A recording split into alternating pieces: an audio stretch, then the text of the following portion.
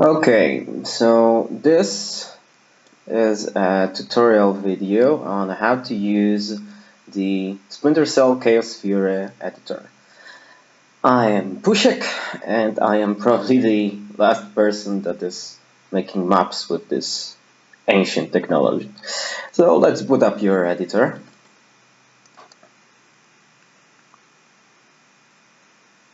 Game has about over 10 years now, so it's pretty old. The engine is, of course, Unreal Engine 2.5 actually. And even though it's a very old game, there's still a bunch of people who are playing it via Tangle or other services like Evolve or stuff like that. And it's still a very enjoyable game, and nothing that has come even close to being similar of that game, so pretty unique. So why not make maps for it? And here I am to teach you how to do just that. So a few words of introduction, I guess. This is your set of viewports. You might have them a little bit different. You might want to configure them actually. So let's go to View, Viewports, Configure, and you can choose any configuration you like. I actually like to have just two screens, and I'm going to explain that later. So let's try that. You can choose whichever you like. Then again, every screen, as you can see, those screens have different, they show different visions. You have dynamic light down here, and you have top view here with the grid aside, and you can change every viewport to different visions. So I can make top view here as well. I can make also front and side. I can go with textured, which is basically the whole map the way you see it, but without the lighting effects. And you have dynamic light, which is why it's very dark now, because there are no lights. Let's go back to this textured view. It's very comfortable, I'd say, to use this one most of the time. You're gonna use this one probably. And the grid view. Okay, so how to move your camera. You hold your left mouse key, you can move around with your camera, look around, move forward, backwards, and so forth and so on. And if you hold your right mouse key, you are then locked in a position and you can look around wherever you want. And when you hold both of your mouse keys, you can move down or up. Don't worry, it becomes very natural after a short while. Okay, so a little bit more about what you see here, the functioning bars and all the functions you have.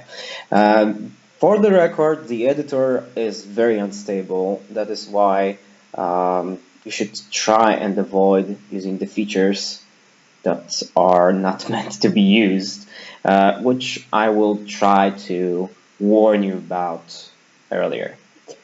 Okay, so let's figure out what we have here. So we talked about the viewports, different visions. You can play around with them if you want to understand them more.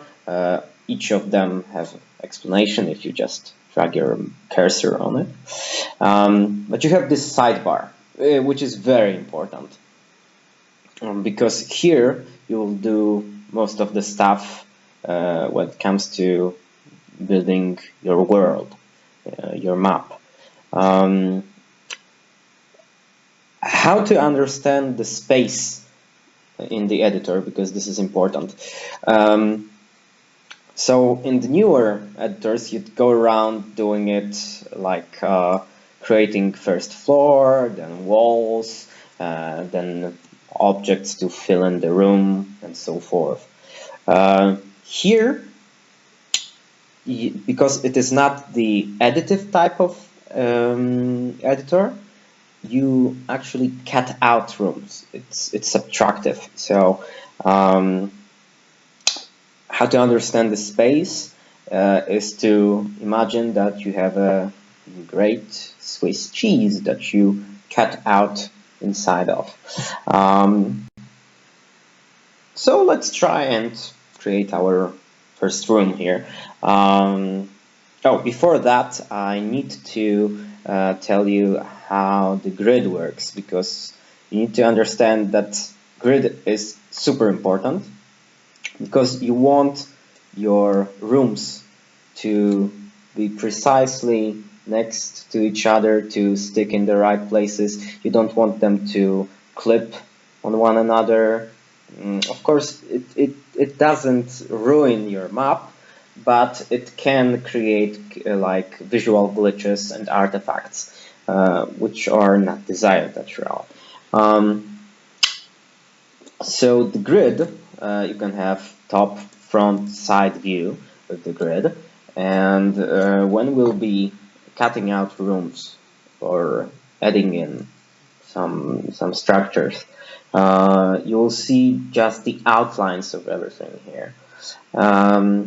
Right now our grid is set here to 8, which is fairly good for starting.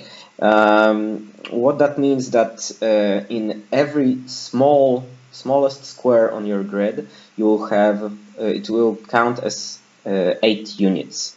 You can go as far as to 1 unit, and you will be very precise. But I don't think you're going to need that much of the precision at first.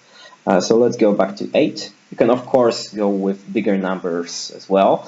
By the way, all of these are multiples of number 2, which is good to learn from that.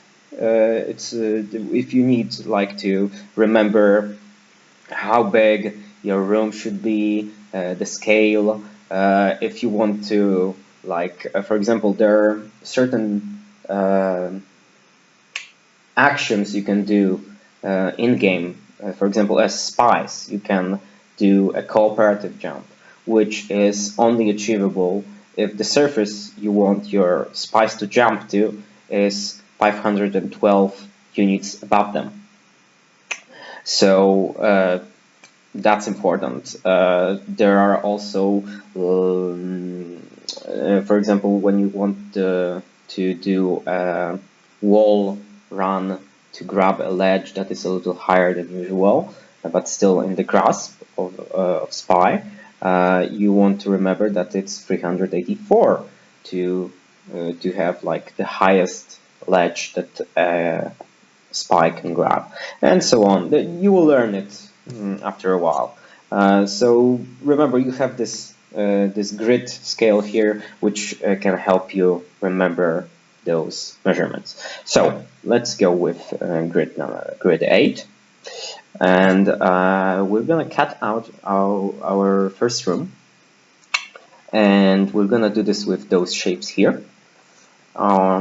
So let's click on the cube with your right mouse key, and you're gonna get this cube builder pop-up menu, and you have here height, width, breadth.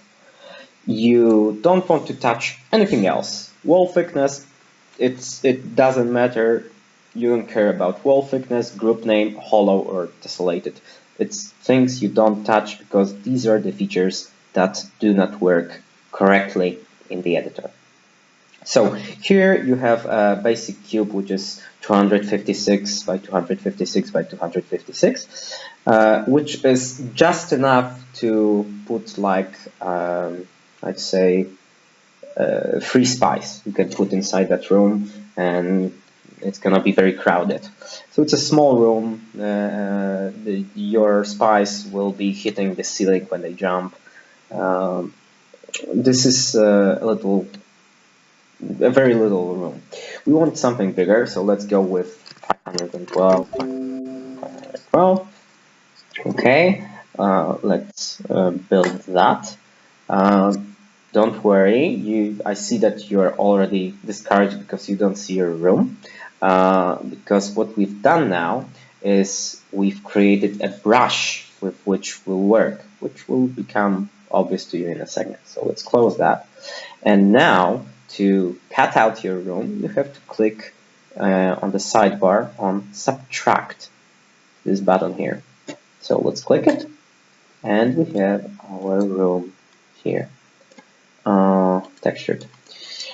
Okay, so you have this default GUI texture on every wall here, but you can click every single wall and it's gonna become blue.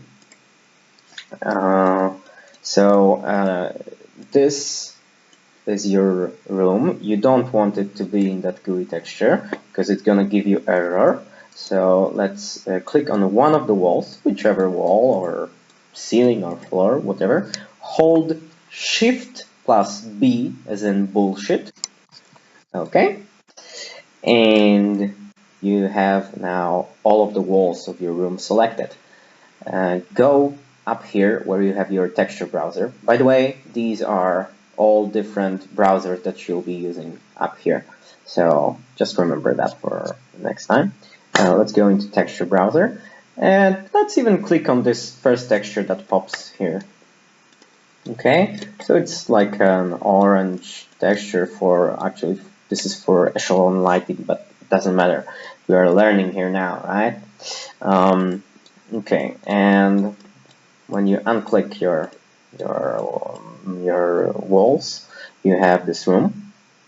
However, just because you subtracted it, it doesn't mean that it's built.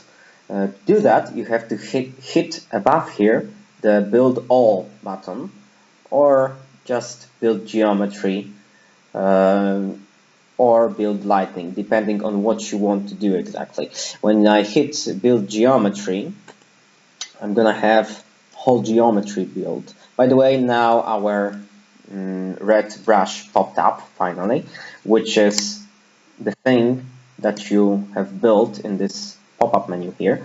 So, for example, if I change that now to 1020 and hit build, you're gonna see that this red brush has changed. This is your working brush, okay? So when you stick it next to your room that you've created, okay, and now close and subtract again, you're gonna have a bigger room that's sticking to your smaller room here, right? Okay. However, again, we have those two cubes and we want them built. So let's just hit build all, which builds geometry and lighting. And now everything became dark because we are in the dynamic light vision. If you go back to textured, you will see your cubes as they are. But if you put on lighting, you will see that it's actually dark. And if you try to play map here, now everything in this room would be dark and you'd have to run around with your night vision or flashlight. How do we add light? That's actually very simple. We hit with our right mouse button on whichever surface we like and we add light here. See? Simple? Simple. Okay. Now let's hit the we can just do hit build lighting and it's gonna build it. Yeah. It changes a little bit. Remember that you have to always, after you build a few things, always remember you have to hit build all. It's like it will build everything that you've created so far into the game. Okay. Yeah, and I think that's gonna cover it for now. You have to play around with the brushes and the different shapes you want to create. Just play around with it for a little while. Yeah.